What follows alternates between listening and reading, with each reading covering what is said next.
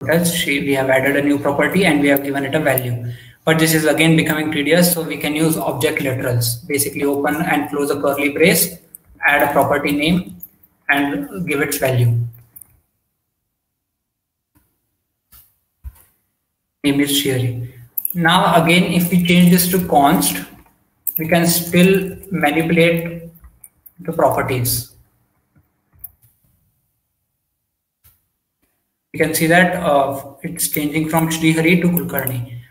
What if we want to stop this? To do that, we have to write object.freeze, then passing the object that we want to make const. If we do that, we can no longer change the values. The name remains Shrihari even though we are trying to change it over here. This does not give an error, but it does not manipulate it either. So in some cases, we want to allow the manipulation of names, but we don't want the user to add more properties. In that case, we use a method called object.seal. Now, if we try to add a new property, let's say last name,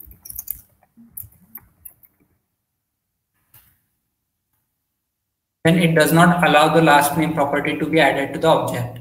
So object.seal just packs the properties. It does not allow more properties to be added to the object, but it does allow the pre-existing properties to be manipulated. So we can change the name over here like this. The same goes for array, by the way. We just write, if this was the array, just have to write object.freeze. This will not allow the array to be manipulated any further, and this will be the final output of our console log. Moving on from objects, I think that's all.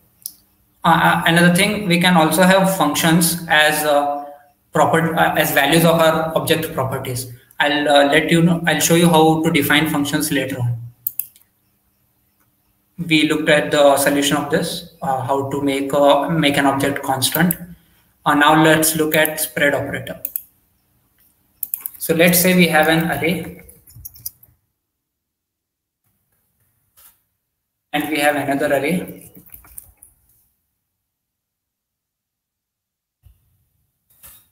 Okay.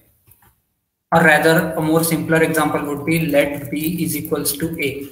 So we are copying all the elements of b into a into b. So if we log a and then log b, we'll get the same outputs 1, 2, 3, 4, and 5. But if we change a value in b,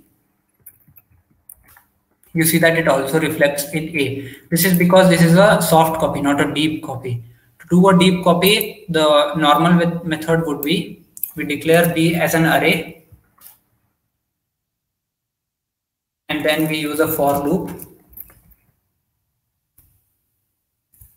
b dot push the item. And now if we manipulate b of 0, it will only be reflected in the b array. But this becomes a bit tedious. JavaScript made it even more simpler to copy arrays. This we can do that with the help of the spread operator. To do that, we just type 3 dots and then a. This will spread all the elements of a into b, and b is again an array. So this will basically deep copy a into b. The spread operator also works with objects.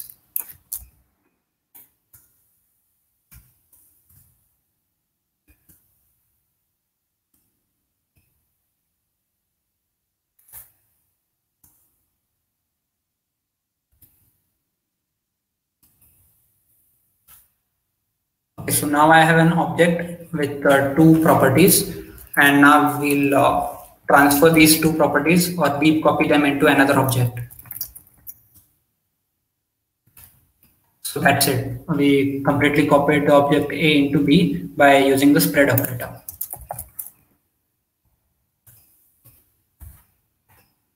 There we have it. After the spread operator, let's look into functions. A function is a block of reusable code which can be called anywhere in your program. This eliminates the need of writing the same code over and over again. It helps programmers to write modular programs. So basically, we define different modules for the programmers to call the functions, which do the same thing, but it reduces code, it increases code reusability. So let's look at how to define a function. There are multiple ways, but the most common way used is to use the function keyword and give the function a name. And then parenthesis, we can pass any parameters over here. Let's say the function was greet. And then it takes in a name. And to return a value, we use the return keyword. Let's use template strings. There. And now to call the function, we have to use greet with parentheses, and we'll give our input over here. Since we are returning a string, we have to log it to the console.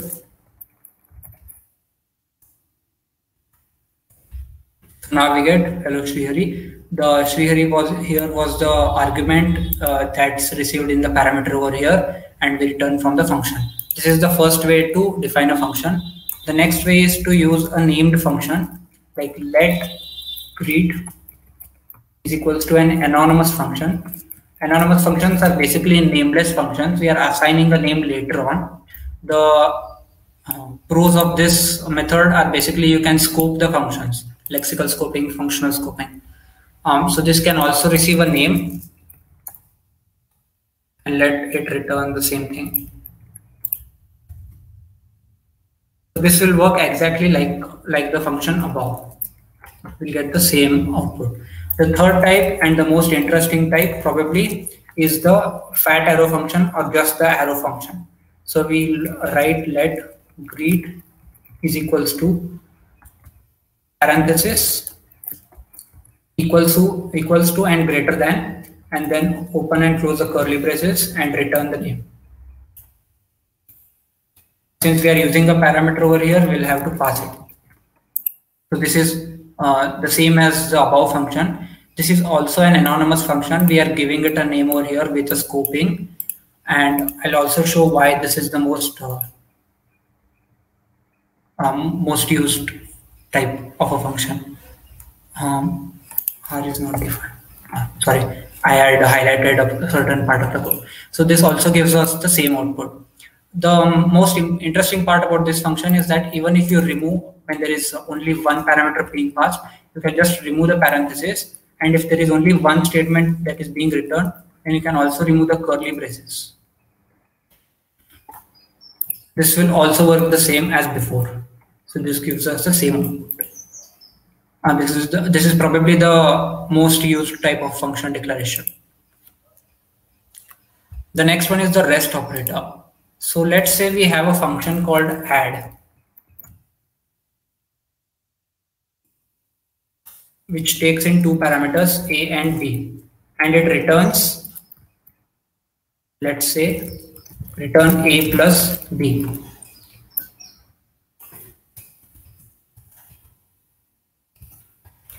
So now we are expecting it to add 10 and 20, which it does fine. What if we add 30 over here now? It does not take in the third parameter at all. To fix this, we can give an indefinite number of arguments over here, and we can get the solution. We have to use the REST operator for that. That is dot dot dot and then a. So basically, a REST operator looks the same as a spread operator, but can be only used as the last parameter of a function. The REST operator does the opposite of what a spread operator does. It groups multiple objects into an array. The REST parameter syntax allows a function to accept an indefinite number of arguments in an array. So dot dot dot a will basically convert these three values into an array, and then we can return the final result like this. Let result is equals to 0. Let's map through this. A dot map will get each item, and we'll add them to the result. Result plus equals item. After all of this, we have the final solution in the result variable, so we can just return the value. So now if we add 10 plus 20 plus 30, we get 60 as our answer. We can also add more values over here.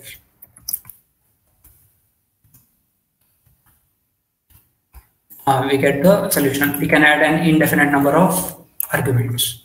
That's all about the REST operator. Next, an interesting thing, a set timeout. This is a function that is used to do something at a later point of time. So let's say I want to set timeout and log hello after 5 seconds. And we pass the number of milliseconds. So 5000 milliseconds is 5 seconds. When I run this, it will wait for 5 seconds and then console log this. Hello after 5 seconds. And let's log A, B, and let's change this to C. A, B, and finally C. Let's actually do a little change, do some changes. Let's console log A in the set timeout function, B outside and C outside. What would you think would happen if the set timeout was reduced to 1000 milliseconds? We get B, C, and A. What do you think happens if there is no set timeout? That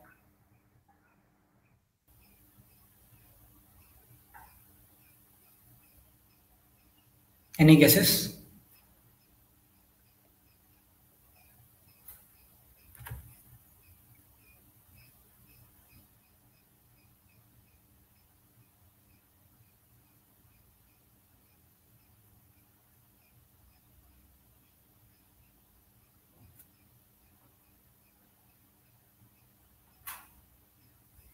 Okay, one of the answers is normal, and one of the answers is A, B, and C. This would be a normal human intuitive behavior, but the answer is not A, B, C. We get B, C, and A. Why is this the output? For that, we have to know what JavaScript event loop is. So basically, all the function calls are put onto a stack. That is console.log B and console.log C. All of them are put on the stack. And set timeout is a web API function. Web API functions are not put on the normal JavaScript stack. They are put on the web API heap. So basically, let's start from this slide. So 5 is put over here and 5 is removed. It's just printed out directly. Same goes for 6 as well. But then when it comes to set timeout, basically the first function call, it is not put in the call stack. It's rather put in the web API. So when 5 and 6, so basically 5 is put here, 5 is popped off and console logged. 6 is put in, 6 is also popped off and console logged. After everything is executed, then the web APIs will call their callback functions. The callback functions in this case would be, this is the callback function. This anonymous function over here is the callback function. So after the call stack is emptied, then the web API callbacks are called, and then we get the console log output. It doesn't matter if the timeout is 0 seconds or if it's 10 seconds, 100 seconds, or whatever. So that is why we get B, C, and A regardless of what the delay is given. Next, we'll look into asynchronous JavaScript. We'll come back to this part because I want to do the projects first, and then we'll look into asynchronous JavaScript. So I want all of you to code along with me if that's possible. Create a new file. Let's. We have 3 projects: counter, stopwatch, and I think someone said repeat that. Okay, let me repeat that. So basically, console log B, console log C, and console log A. We have 3 console logs. The parser will first come across set timeout function. This function is not a regular JavaScript function. This is a web API. The web APIs are handled by the browser, not by the JavaScript engine. Okay, no coding along, no, fine. Okay. So set timeout function is not passed on to the call stack. It is instead passed on to the web API section of the browser. In the web API section, it executes. If there is a delay, it waits for it, and then it pushes the function into the callback queue. This is actually happening instantly because there is no delay. So this callback function is directly being pushed into the callback queue over here. But this callback queue will not pop off any element unless the call stack has been emptied. but the call stack is not empty because once the set timeout function has been pushed to the web API part, we'll get two more functions, and those two functions will be on the call stack already. So console log 5 will be executed first, and while it is being console log B will be executed first. While it is being executed, already the callback function for A is sitting over here. So B will be executed, then C will be executed, and finally this queue will be emptied, and the callback function will be pushed over here, and that will execute A. That's why we get the output as B, C, and then A. I hope that's clear. Okay, fine, nice. Let's start with the projects. Let's do the counter first. This is the part of the workshop that is related with the DOM API. So let's first look at what a DOM is. Let's create a file.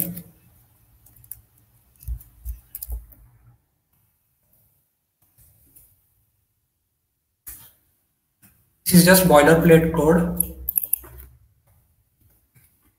Okay, now you can see some tags over here, HTML, head, and the body.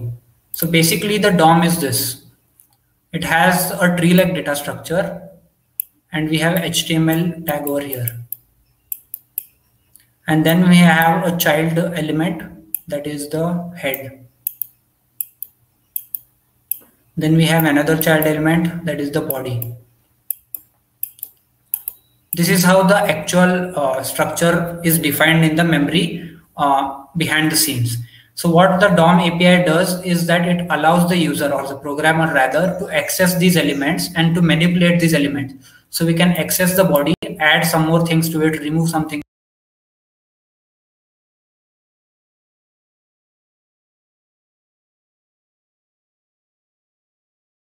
from it, and etc. So let's look at an example with a project. So in this example, we'll be creating a counter. A counter is basically how in Flipkart or Amazon you add or remove items.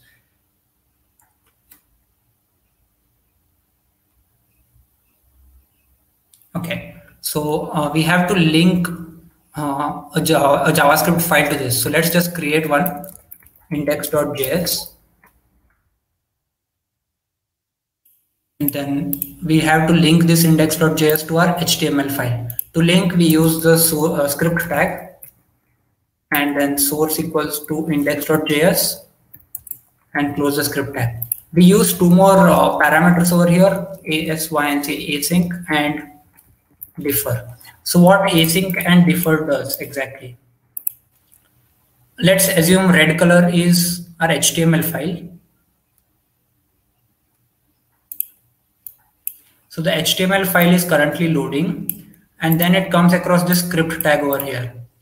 When it comes to the script tag, let's assume blue is our script tag. Script tabs or script files can be very huge in number, in size. So it might take a while to load them. And then it continues loading the HTML. This can take a lot of time. So we use the async keyword over here. What this does is that it keeps on loading the HTML file, but whenever it incurs the script tag, it puts that script tag onto another thread. This will load it alongside HTML, and whenever the loading is completed, it will rejoin that. But this again will give us problems, since JavaScript files might actually be accessing something that's going to be loaded in the future in the HTML. So to avoid this as well, we use the defer tag. What this basically does is, once the HTML is completely loaded, only then this will attach the JavaScript file to the HTML file. That's why we use async and defer in the script tag. So let's get coding. I am using an extension called Live Server. This will basically refresh on its own whenever there are some changes. So to get the body from the index HTML, so this tag will not be actually writing anything here. We'll be manipulating this HTML file using the DOM API. So to get the body tag out of there, we'll say const body is equals to document dot body. Now we have a reference to this tag. and we can do anything with that tag. And now we want to create a element inside over here. To do that, let's say const h1 is by the way, these are just variable names. You can have them as anything. I'm just using the normal tag names. So h1 is equals to document dot create element. The element we want is an h1. Okay, the default value of h1 should be 0. So h1 dot inner HTML should be 0. Okay, now we have created the h1 and we have a reference to the body. This has not yet worked because we have not inserted the h1 into the body yet. To insert the body h1, sorry, we have to do body dot append child h1. After we do that, we'll get a 0 on our HTML web page. Now to code the increment or decrement parts, let's create two more elements.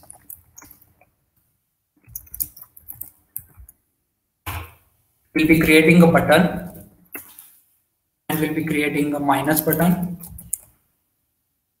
Okay, so both of these are normal HTML buttons, but we have not yet added the logic. We'll also have a variable called let to maintain the state, maintain the current state of the value that has been that is being displayed. And now we'll have the logic to increment or decrement this value based on the user input. So we can we also need to add these buttons, and we also need to give some names to the buttons. So plus dot inner HTML is equals to increment and minus dot inner HTML is decrement. We'll add event listeners. Events are basically something that happens to the HTML tags. Anything that happens to the HTML tag. We handle these events in the following way. We'll say plus dot add event listener. The event is click. So whenever the user clicks on this particular button, the increment button, we'll append the childs later on. We have to increment the value of the state value. So let's increment it. So plus value, and then we'll also have to update the value on the HTML page. So h1 dot value. So h1 dot inner HTML is value. We'll do this, apply the same logic to the decrement. So minus dot add event listener click. We have to decrement the value instead of incrementing it, and then update the value again. Now everything is done. We just have to append these elements to the HTML file. So it's 0 currently. We'll append plus, and we'll append minus. On increment, this will go on incrementing, and on decrement, this will start decrementing. The most important part about the DOM API is basically the most important application would be to dynamically add or remove feed from your Instagram pages. That would be a perfect example. So this is our first project wherein we have created a counter and we can increment or decrement the values here. Let's look at another example, the stopwatch. I'll share this code later on through GitHub in the WhatsApp group. Let's create a stopwatch.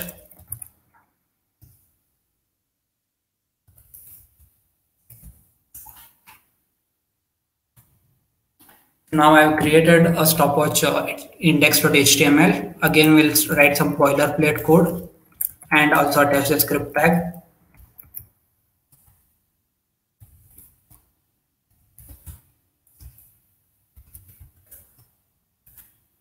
We'll create the JavaScript file. And this time, let's not just use the JavaScript file, let's also use the body tag actually.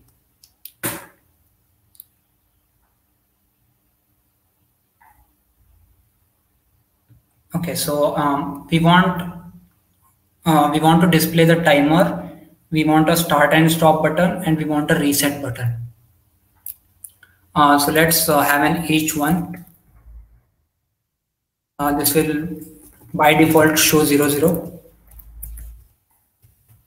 Let's give it an ID to get a reference later on. Let the ID be display. If we need a button with the ID, let the ID be start stop. And by default, this button should display start. And finally, we'll have a reset button.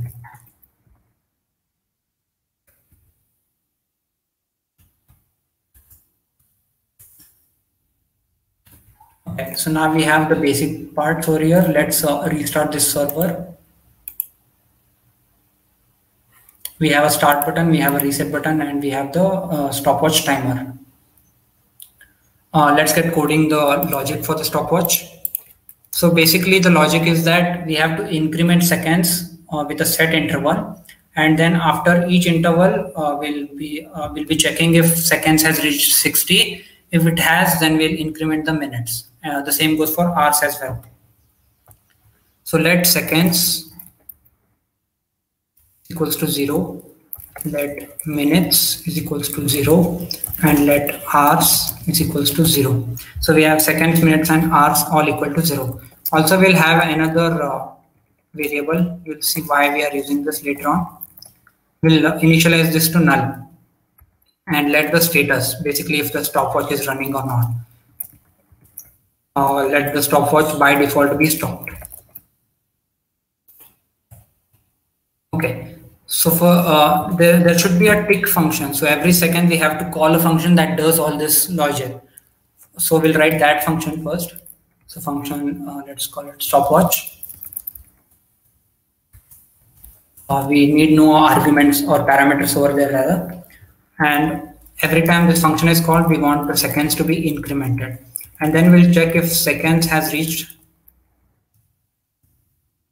60. Notice that I'm using the strict equality operator. If the second has reached 60, then we'll do seconds is equals to 0. And then we'll increment the minutes. Seconds, if second has reached 60, we'll reset the seconds value, increment the minutes value. We'll check if minutes has reached 60. If it has, then we'll do minutes equals to 0, and then we'll increment the hours. After all of this, we have to display this these values after we have incremented that. So we'll go and get the element, this element, the display element, and we'll change the value inside this. To do that, we say document dot get element by ID. The ID that we provided over here is display. So we have got that element, the display element, and dot inner HTML like before. We'll use a template string again. We'll pass the hours, colon minutes, colon seconds. Okay, so this should be working fine after this. But there is no function that is actually calling this this function every second. So we'll write another function to call this function every 1 second. So function start stop is stopped. Already stopped, then picture and 1 second. But since we have already written a function over here, so stopwatch. So set interval returns an ID of that interval to this variable. We need this variable to stop the stopwatch, to clear the interval. That's why I had taken this interval variable. So after every 1000 milliseconds, the stopwatch function will be called and all of this stuff will happen. And then when we want to stop the stopwatch, we also have to change some stuff when we. So we have to change this button, start stop. We want to change this text to stop. So document.get element by ID, start stop. That was the ID, I think. Yeah, start stop. Dot inner HTML is equals to stop. So now we have changed the text, and after this we have to change the status to started. We have started from the button using the change this back to start, and then the status will be stopped again. We have to call this function on click. So to call that function on click, we have to do on click is equals to start stop. We're calling that function. Yes. Somebody Hello? Is asking why there is 3 equal symbols in the code. Oh, I think you missed the presentation part. Okay, I'll explain it again. So just double equals basically does not compare the data type of the values, and triple equals compares the data type as well as the values. Let me show you an example.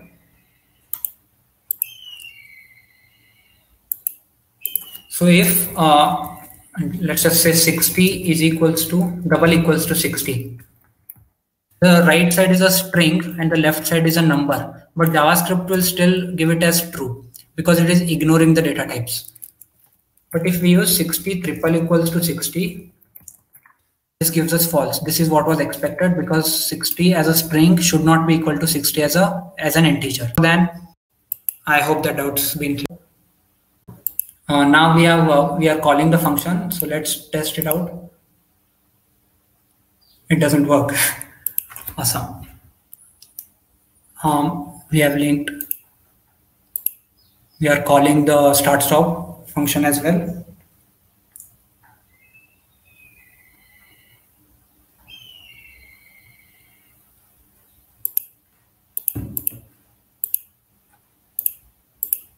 Did we not start the server?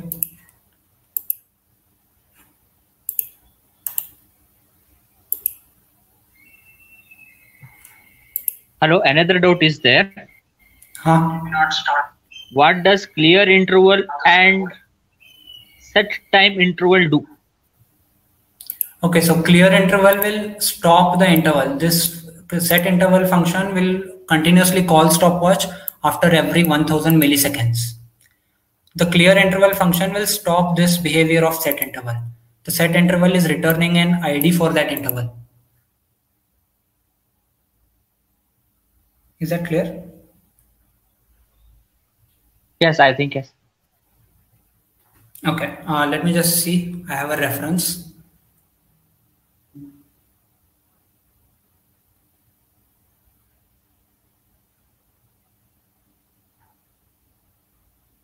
Yes, I think.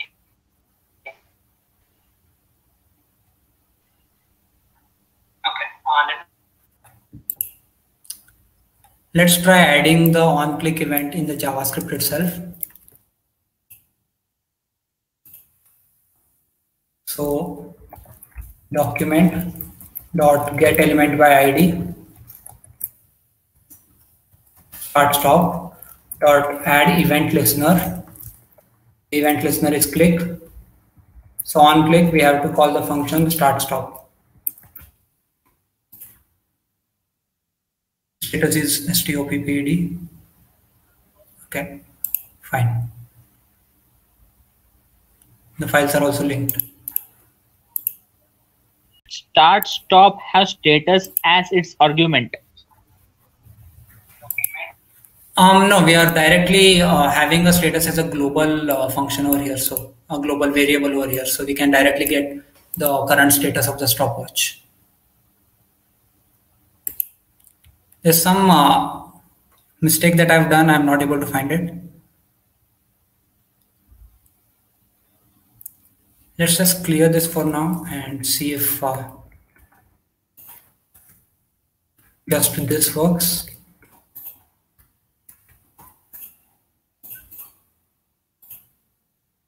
Okay, so that works. We'll have to implement the stopped feature. Let's change the status to be Boolean. So false will tell us that the stopwatch is not currently running. So if not status, if the stopwatch is not running, then execute this code, else execute this code.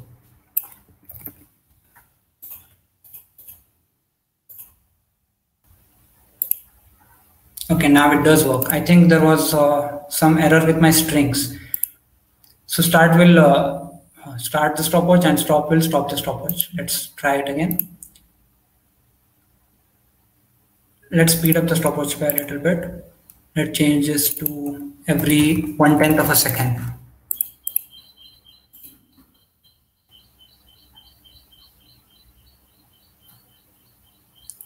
Okay, so after 60, our minutes value has been incremented. Let's see if the hours also changes. Let's make it even faster. Every 1 millisecond equals to a second. I'll drink some water until then.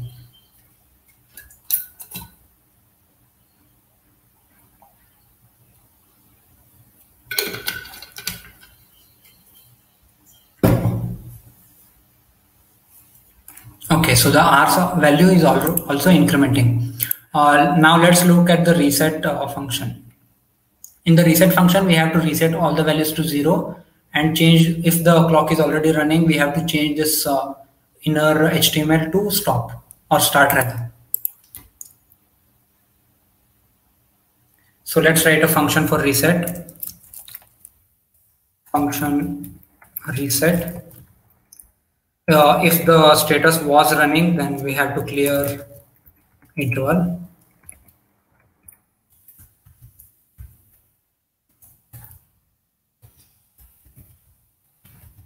Okay. If the stopwatch was running, then we have cleared the interval. So basically stopping the stopwatch, and we change the seconds to 0. We change the minutes to 0, and we also change the hours to 0.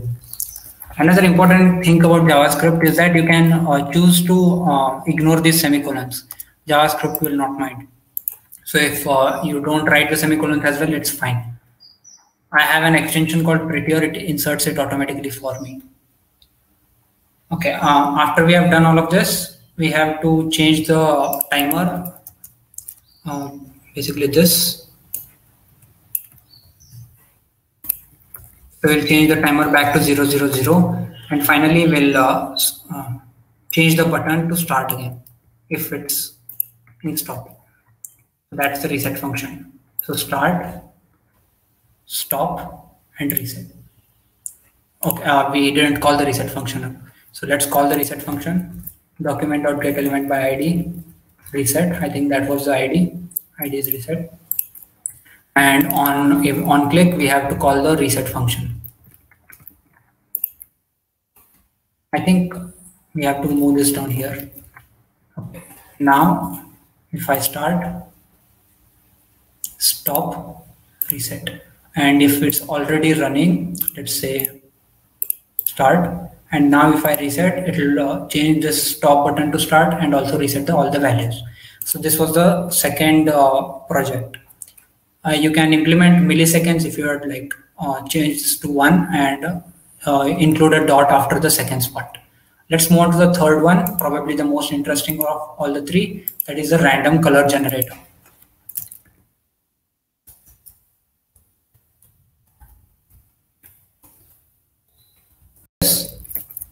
So again, we'll have an index.html and index.js. In the index.html, index.js file with the index.html file. Anything over here in the body, will directly insert it from the JavaScript file. I'll restart the server for this new project.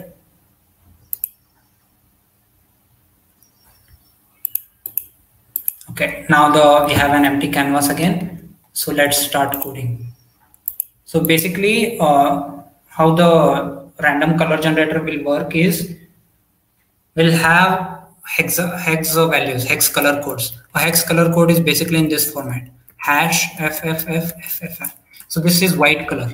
We have 6 hexadecimal values prefixed with an hash. So we have to generate the string randomly, and we have to change the color of the page according to the randomly generated string.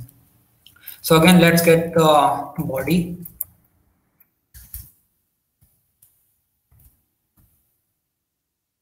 So we have a reference to the body now. Let's also have a h1 to show what the color code is.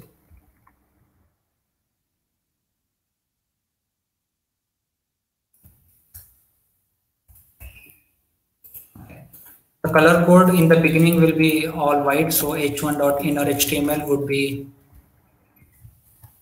color code #7fs, and then we'll have a button to change the color. So const button is equals to document dot create element button. Now we have a button. We want the button to be named as change color. So button dot innerHTML is equals to change color. So now we need to add the logic to change the color. To generate the random colors, we need to choose the hexadecimal values. So let's create an array for that.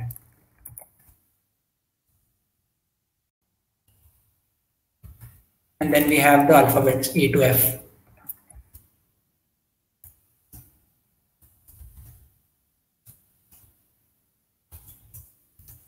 We have to pick 6 random values each array, and then get random color in the start loop 6 times. So for let I is equals to 0, each time in the iteration we have to append a value from the array to this hex string. So we'll do hex plus equals a random value. So letters of math.floor math.random. Random number will be generated between 0 and 1. 0 is included, but 1 is not included. We are using floor to get the because arrays are 0 indexed. Arrays are starting from 0 index. So we are using math.floor. So math.random into the length of this array. So letters dot length. So this will give us the random colored string. Let's return this from this function. So random color is generated and returned from this function. We have to insert and append this to the body now. So we have created a button over here. We'll have to listen for click events on that button. So button dot add event listener. The event is click. So every click we have range of the random. What?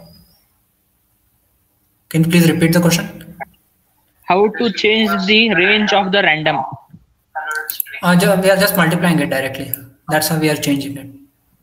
It will always give a value between 0 and 1. Multiply it with 100, it will give a values between 0 and 99. We have to insert and append this to the body. Okay. And another doubt. We have created a button over here. Yeah. Can you explain the line 14 again? Line 14? This one? Okay. We are running the for loop 6 times because we need 6 random elements from this array. Each time in the loop, we are appending a random element from this array. This whole part is basically us choosing a random element from this array. So math.floor will give us the, if the value generated from this function over here is, let's say 1.9, math.floor will give us 1 instead of 2. Math.round would have given us 2. So math.floor gives us the lower integer value. Math.random is generating a value between 0 and 1. So 0 and 1, any random value multiplied by 16. This will give us from 0 to 15, all the values from 0 to 15. So 0 to 15 are exactly the index values of our letters array. So we are getting one random value each time from this iteration. I hope that's clear. Okay, so let's get this hex value by calling the function get random color. So here we are calling the function. This will do all this generation part and give us the random color that is being generated. Now we have to change the color of our body over here. To do that, let's say body dot style dot background color.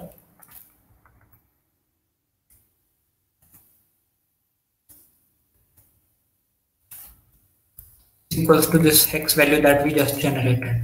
After this, we also have to show the hex value to the user. So h1 dot inner HTML is equals to a template string. Color code would be this hex value. I think that's it, but we have still not appended the button or the h1, so let's do that. Body.append child h1 and body.append child the button. Now the background is completely white. If we press change color, the background color will change, and it will also give us the value of the background color. The reason why we didn't use math.round over here is because it will give us up till 16. So it will give us undefined in some cases. Like this, we are getting undefined if we use round. So we'll change back to floor. This will give us 0 to 15 exactly. And that's how we create a random color generator. Those are all the 3 projects. I'll be sharing all the 3 projects through GitHub in the WhatsApp group. Let's continue with the asynchronous JavaScript, which is the final part of this workshop, and it's the most interesting part as well. I think we had left after event loop. So asynchronous JavaScript. Like I said before, the loading of JavaScript file might take longer, so we do it on a different thread. That's all asynchronous is. Let's look at what callbacks are before actually going through asynchronous code. Let's say we have a function called A that receives a function B. It does something. Let's just log something, say downloaded. Downloading rather. And once the download is complete, let's call B. We have not defined B yet. So basically, B here is the callback function. A is doing something, and once that task is completed, it's calling the function B. So let's try and execute this. We'll call A with a function, with an anonymous function. I'm passing the anonymous function. And the anonymous function will, let's say after download, we are installing it. This is a callback. First, it calls A, executes, does a task, then it calls B. Once the task is complete, it calls B, and then it installs. So B over here is that is a parameter that is being passed. This function is called as a callback function. This is a prerequisite for asynchronous JavaScript. Okay, so functions running in parallel with other functions are called asynchronous functions. An example, the best example probably would be set timeout or set interval that we just witnessed. There are multiple ways to handle asynchronous code. The first way is to write promises. Promises are a standard way to write asynchronous code. A promise guarantees a result in the future. It's much like a promise in real life. A promise can either be kept or it can be broken. So if it is kept in JavaScript terms, it is called promise resolved, or if it is broken, it's called promise rejected. So and by the way, you'll probably never write promises on your own. You'll just be using these promises. I'll show you both how to write as well as how to use them. So let's write a function called A. This has a status. Let's assume the status true basically means the task that A was supposed to do is happening successfully or has happened successfully. We'll return a new promise. Promise is a class. This takes an argument of a function. There will be 2 more parameters here. One of them is resolved and one of them is rejected. Resolved is when the promise has been successfully executed. Reject is when there was an error. So let's say if status is true, then we'll resolve. We are not returning anything. We are just calling the resolve function. Else we'll reject. Since this is currently hard coded to true, this promise will always be resolved. So basically what a promise does is, let's log this. We'll call the function A, let it do its thing. We'll then say dot then. So dot then basically executes or gets the promise object that we pass over here. Let's pass success from the resolve section and failed from the reject section. So complete the function A and dot then. So basically after the execution of A, either successfully or unsuccessfully, then we'll get an object. Let's log that object. This syntax basically means execute the function A and then get the result and console log the result. So we get the success as the result over here. This is giving promises pending because we are also console logging the promise that was sent by A. We can basically remove this. And now we'll get only success. But you'll notice that if I change this to false, basically there was an error in the execution of the code of A, then we'll catch an error over here. To handle this error, we have to add a dot catch, and this will catch the error object. And let's log this object. If the function was successfully executed, we'll go to the then clause. If the function failed, then we'll go to the catch clause. So in this case, since the status is false, by the way, this is a bad habit. Without writing let, var, or const, this is a global variable. We should never write global variables. Let me get let scoped. And now we can see that the catch block has given the output as failed. This is promises. But sometimes there are objects that will return promises after promises. So basically dot then and dot then and dot then and so on. In this case, there is another method to handle asynchronous JavaScript. That is the final part of this workshop, the async await part. It is an alternative approach to deal with asynchronous code. It makes promises easier to write when there are multiple callbacks. The keyword async is used to define an asynchronous function, and an asynchronous function by default returns a promise. The keyword await is used to wait for an asynchronous function to complete. And the keyword await cannot be used without the function being an asynchronous function. So let's look at that example. Let's create a function async.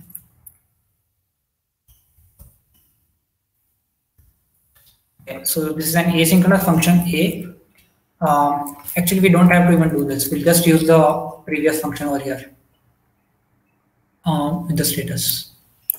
Okay. So now we have a function that is returning a promise. We have to deal with that promise. So let this function be called B, but we want this function to be an async function. So this function B will wait for A to complete. This is happening outside the normal JavaScript execution loop. So to wait for the result of this object, let's change this to true again. And let's say const result is equals to await the successful execution of A. So basically await until A is completed successfully or unsuccessfully, and then pass the result to the result object, and then let's log the result. Let's call the function B for the whole thing to be executed. And now we expect the result as success. And finally, there is no dot catch over here to catch the errors. So basically, if this was false, we'd get a real error. To handle that, we need to use a try catch block. Try, then a catch.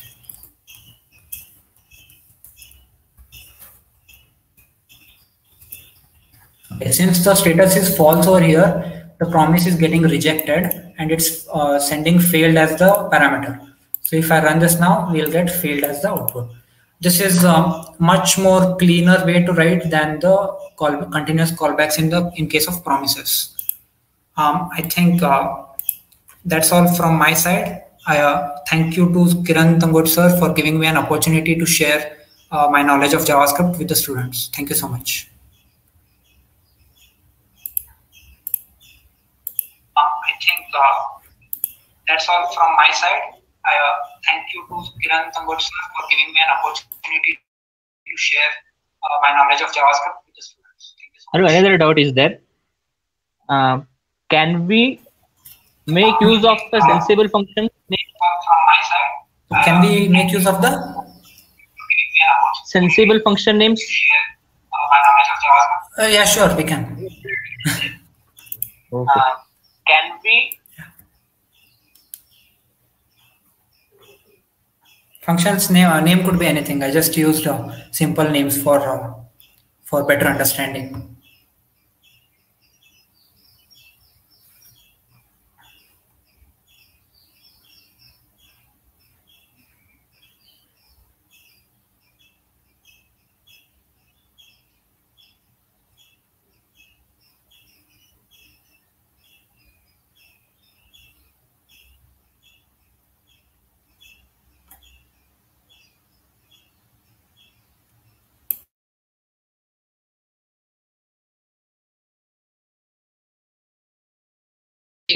He came forward for giving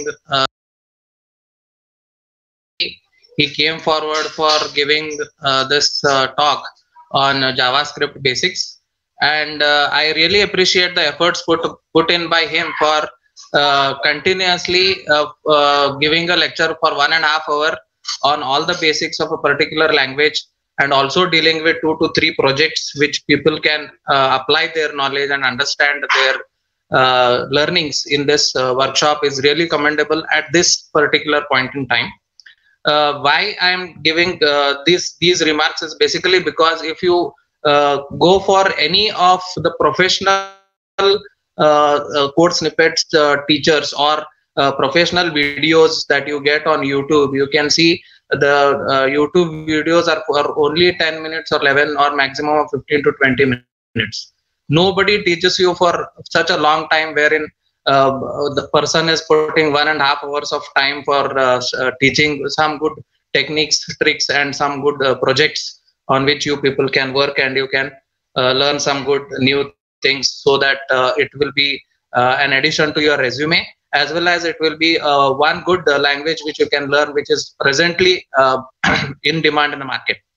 So from my side and from my department side, as well as from ACM student chapter side, I thank Shri Hari for giving such a good lecture on JavaScript, and I want a few more students or many more students from our department and our college to come forward for such type of workshops in future.